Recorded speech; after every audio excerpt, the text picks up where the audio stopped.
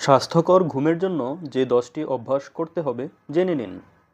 প্রতিদিন একই সময়ে ঘুমাতে যান। বেডরুম শুধু ঘুমানোর কাজে ব্যবহার করুন। বেডরুম অন্ধকার রাখুন।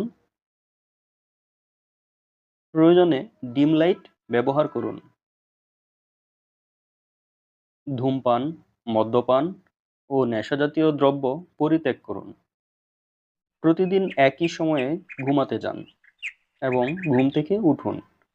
নিয়মিত ব্যায়াম করুন। দুশ্চিন্তা না করে মন ফ্রেশ রাখুন। ঘুমের আগে চা, কফিকে না বলুন। প্রয়োজনে চোখের মাস্ক ব্যবহার করুন। এতক্ষণ আমাদের সাথে থাকার জন্য অনেক ধন্যবাদ।